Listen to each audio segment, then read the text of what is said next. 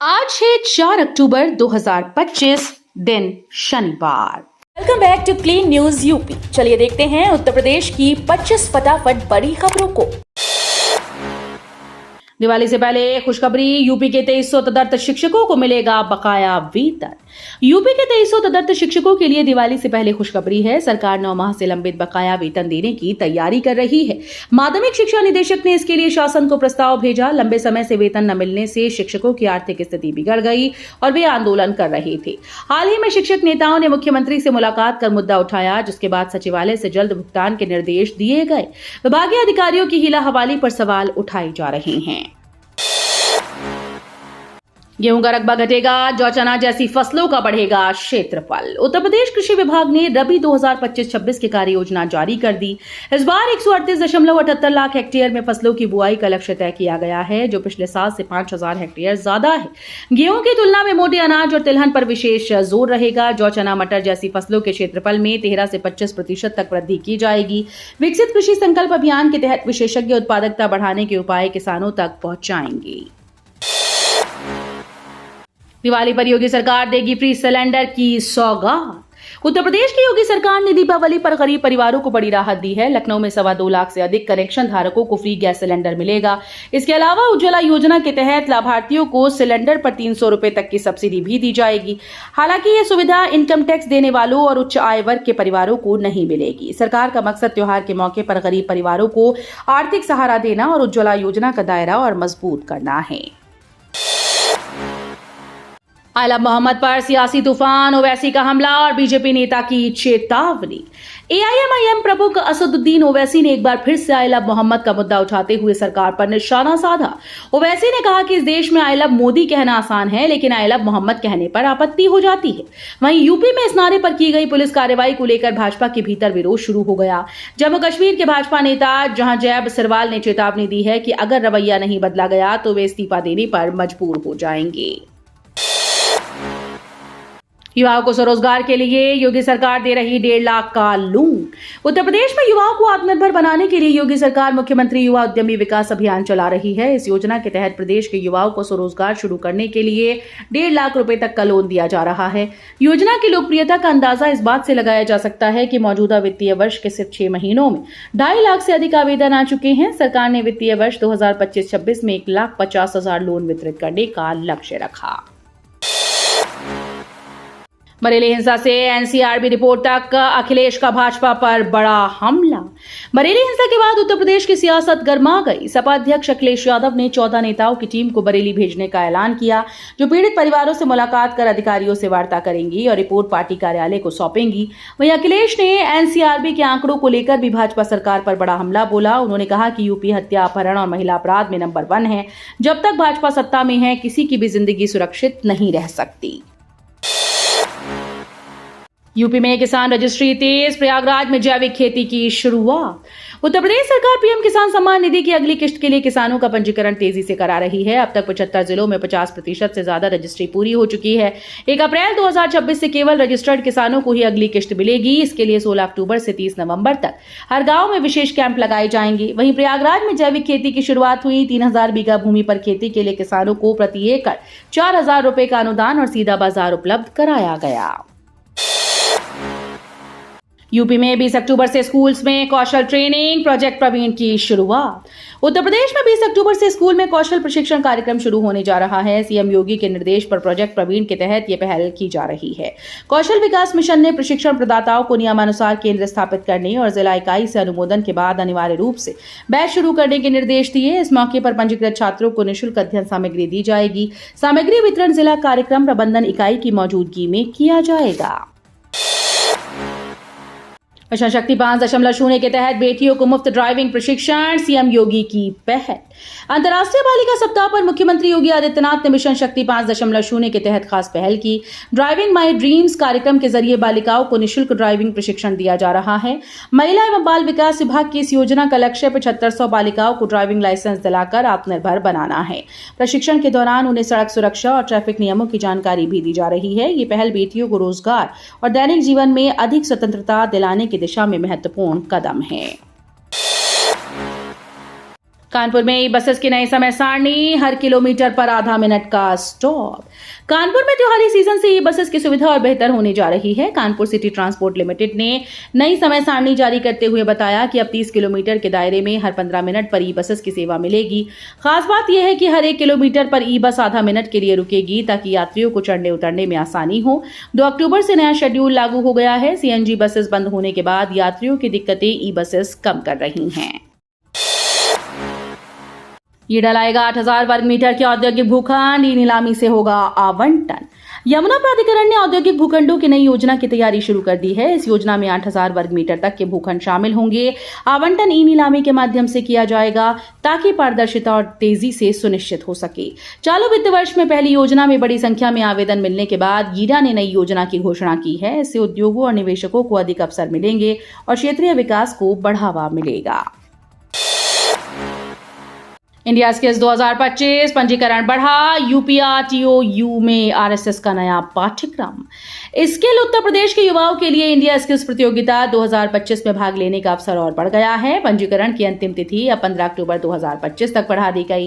अपर mission निदेशक प्रिया सिंह ने जिला परियोजना इकाइयों को पंजीकरण बढ़ाने के निर्देश दिए। इस बीच यूपीआरटीओयू ने स्नातक और स्नातकोत्तर पाठ्यक्रमों में राष्ट्रीय स्वयंसेवक संघ का इतिहास शामिल करने का निर्णय लिया।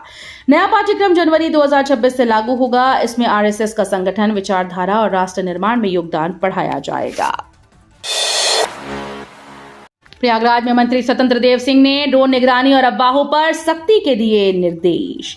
प्रयागराज में प्रभारी मंत्री स्वतंत्र देव सिंह ने शुक्रवार को कई महत्वपूर्ण निर्देश दिए। उन्होंने अफवाहों पर सख्ती और कानून व्यवस्था बनाए रखने के लिए ड्रोन निगरानी बढ़ाने का आदेश दिया। मंत्री ने सर्वाइकल कैंसर बचाव हेतु एचपीवी टीकाकरण अभियान की सराहना और थानों में महिला अधिकारियों की नियुक्ति का सुझाव दिया। इसके अलावा तहसीलों और थानों में सुधार, भूमि विवादों का निपटारा, खाद की पर्याप्त उपलब्धता सुनिश्चित करने पर भी जोर दिया गया। लखनऊ में निःशुल्क स्वास्थ्य मेला। लखनऊ में 6 अक्टूबर को गायत्री शक्तिपीठ के श्रीराम आयुष केंद्र में निःशुल्क स्वास्थ्य मेला आयोजित किया जा रहा है। इस मेले में आयुर्वेद, होम्योपैथी, फिजियोथेरेपी समेत विभिन्न चिकित्सा पद्धतियों के डॉक्टर एक ही स्थान पर उपलब्ध रहेंगे। शुगर और बीपी की मुफ्त जांच के साथ दवाइयां भी दी जाएंगी। गर्भवती महिलाओं, पैरालाइसिस, पीलिया और किडनी रोगियों को विशेष परामर्श मिलेगा। इस अवसर पर प्राकृतिक चिकित्सा विभाग का लोकार्पण भी किया जाएगा। सभी लोग मुफ्त में लाभ उठा सकते हैं। सामूहिक विवाह योजना में धांधली रोकने को बायोमेट्रिक हाजिरी अनिवार्य। उत्तर प्रदेश सरकार ने मुख्यमंत्री सामूहिक विवाह योजना में पारदर्शिता लाने के लिए बड़ा कदम उठाया। अब वर-वधू की उपस्थिति आधार कार्ड से जुड़ी बायोमेट्रिक मशीन के द्वारा दर्ज की जाएगी। ये व्यवस्था नवंबर में प्रयागराज में होने वाले सामूहिक विवाह समारोह से लागू होगी, जिसमें 729 जोड़े शामिल होंगे। पहले मैनुअल हाजिरी होती थी, लेकिन अब फिंगरप्रिंट और फेस कैप्चरिंग के जरिए डेटा दर्ज होगा। समाज कल्याण विभाग का मानना है कि इस व्यवस्था से गड़बड़ी रुकेगी और गरीब परिवारों की बेटियों की शादी अधिक सुरक्षित व सम्मानजनक तरीके से संपन्न होगी। पेंशनर्स के लिए जरूरी, जीवित प्रमाण पत्र जमा ना किया तो पेंशन रुक सकती है। आगरा के पेंशनर्स के लिए जरूरी सूचना है कि यदि आपने अभी तक जीवित प्रमाण पत्र जमा नहीं किया तो इसे तुरंत जमा करें, अन्यथा आपकी पेंशन रुक सकती है। इसे आप ऑनलाइन या ऑफलाइन दोनों तरीके से जमा कर सकते हैं। कोषागार विभाग भीड़ कम करने के लिए प्रोत्साहित कर रहा है। जिले में 33,500 से अधिक पेंशनर्स हैं, जिनमें पुलिस, शिक्षा और स्वास्थ्य विभाग शामिल हैं। मृत्यु की सूचना तुरंत देने की भी सलाह दी गई। नवंबर में अधिकांश पेंशनर्स प्रमाण पत्र जमा कराते हैं। नवंबर में होगा गंगा एक्सप्रेसवे का उद्घाटन। 594 किलोमीटर सफर होगा और आसान। उत्तर प्रदेश का सबसे लंबा गंगा एक्सप्रेसवे नवंबर में जनता के लिए खोल दिया जाएगा। मेरठ से प्रयागराज तक 594 किलोमीटर लंबे इस एक्सप्रेसवे का 95% काम पूर्ण हो चुका है। यूपीडा की रिपोर्ट के मुताबिक 1498 स्ट्रक्चर में से 1494 तैयार हो चुके हैं, जबकि 4 का काम अंतिम चरण में है। अक्टूबर के अंत या नवंबर में उच्च स्तरीय टीम इसका ट्रायल करेगी। प्रधानमंत्री नरेंद्र मोदी ने दिसंबर 2021 में इस परियोजना का शिलान्यास किया था। ईपीएफओ ने ईसीआर रिटर्न प्रक्रिया को सरल बनाया, त्रुटि पर तुरंत चेतावनी। सितंबर 2025 से ईपीएफओ की संशोधित ईसीआर प्रणाली लागू हो गई। इस बदलाव से अनुपालन प्रक्रिया और अधिक पारदर्शी, सरल और त्रुटिहीन होगी। क्षेत्रीय भविष्य निधि आयुक्त कार्यालय सर्वोदय नगर में आयोजित बैठक में अपर केंद्रीय भविष्य निधि आयुक्त उदय बख्शी ने बताया कि ईसीआर मासिक रिटर्न है, जिसे नियोक्ता ईपीएफओ पोर्टल पर ऑनलाइन भरते हैं। इसमें कर्मचारियों के वेतन, भविष्य निधि और पेंशन अंशदान की जानकारी दी जाती है। नई प्रणाली में त्रुटि होने पर तुरंत चेतावनी मिलेगी और प्रक्रिया और सुविधाजनक बन गई। लखनऊ में सिंधी व्यापारियों ने बुलंद किया स्वदेशी अपनाओ विदेशी भगाओ का नारा। लखनऊ में शुक्रवार को सिंधी समुदाय के व्यापारियों ने स्वदेशी अपनाओ विदेशी भगाओ का नारा बुलंद किया। पीएम मोदी के आह्वान पर सभी ने स्वदेशी अपनाने का संकल्प लिया। व्यापारियों ने अपील की है कि अपनी दुकानों पर स्वदेशी उत्पाद बेचें और विदेशी सामान को कम करें। सुबह कभी व्यापारी अमर शहीद हेमू कालानी चौराहे पर एकत्र हुए और स्वदेशी संदेश फैलाया। साथ ही चौराहे के नवीनीकरणीय कार्यों की समीक्षा बैठक भी की गई। जड़गांठ रोग पर देसी वार, नीम से सब्जियों की जड़ों का इलाज। उत्तर प्रदेश के किसान अब नीम की ताकत से सब्जियों के जड़गांठ रोग से राहत पा सकते हैं। अलीगढ़ मुस्लिम विश्वविद्यालय के वनस्पति विभाग के छात्रों ने 5 साल के शोध में एक देसी नुस्खा खोजा है।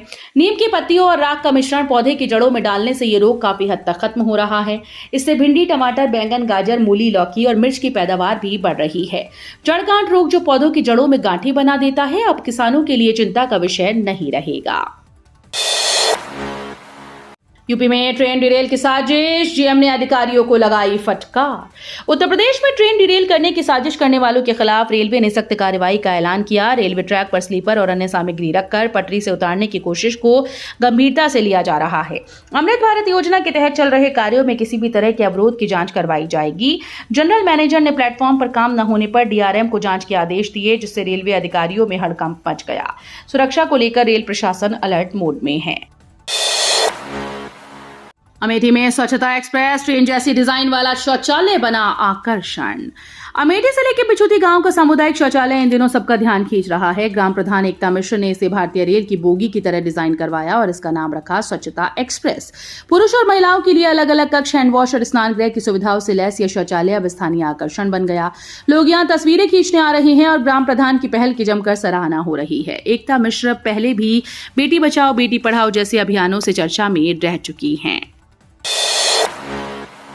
पीएसी में बड़ी सौगात। उत्तर प्रदेश पुलिस की स्पेशल विंग प्रांतीय आर्म्ड कांस्टेबलरी पीएसी में लंबे समय से प्रतीक्षित प्रमोशन की घोषणा हो गई है। पीएसी मुख्यालय ने 120 उप निरीक्षकों को प्रमोशन देते हुए दलनायक के पद पर प्रोन्नत कर दिया है। इस फैसले से न केवल प्रमोशन का इंतजार कर रहे अधिकारियों के चेहरे पर खुशी झलक रही है, बल्कि पीएसी की कार्यक्षमता और मनोबल में भी बढ़ोतरी होगी। यह कदम पुलिस की टीम को और मजबूत बनाने की दिशा में महत्वपूर्ण माना जा रहा है। लखनऊ में कांग्रेस कार्यालय के बाहर होर्डिंग वार, राहुल राम तो मोदी रावण। उत्तर प्रदेश की राजनीति में होर्डिंग और पोस्टर युद्ध तेज हो गया है। लखनऊ में कांग्रेस कार्यालय के बाहर एक नई होर्डिंग लगाई गई, जिसमें राहुल गांधी को श्री राम के रूप में दिखाया गया है, वहीं सरकार को रावण के रूप में दर्शाया गया। दशहरे के मौके पर यह होर्डिंग राजनीतिक संदेश के साथ साथ जनता का ध्यान खींच रही है। पार्टी विरोधियों के बीच यह संदेशबाजी अगले चुनावी मैच के संकेत के रूप में देखी जा रही है। बरेली में मौलाना तौकीर की अरबों की संपत्ति पर प्रशासन ने कसा शिकंजा। बरेली में मौलाना तौकीर और उनके सहयोगियों द्वारा धर्मस्थलों के नाम पर पिछले 30 सालों में बनाई गई अरबों की अवैध संपत्तियों पर कार्रवाई शुरू हो गई। बीडीए ने होटल्स, बारात घरों और दुकानों को सील कर दिया, जिसमें फाइक एनक्लेव कॉलोनी भी शामिल है। अधिकारियों की पहले निष्क्रियता के कारण ध्वस्तीकरण आदेश पर कार्रवाई नहीं हो सकी। बीडीए उपाध्यक्ष ने साफ किया कि शहर में कोई भी अवैध निर्माण नहीं छोड़ा जाएगा। पुलिस और प्रशासन अब सख्त मोड में है। तो ये थी आज की 25 फटाफट बड़ी खबरें। अगर आपको न्यूज पसंद आई हो तो वीडियो को लाइक और शेयर जरूर करें। धन्यवाद।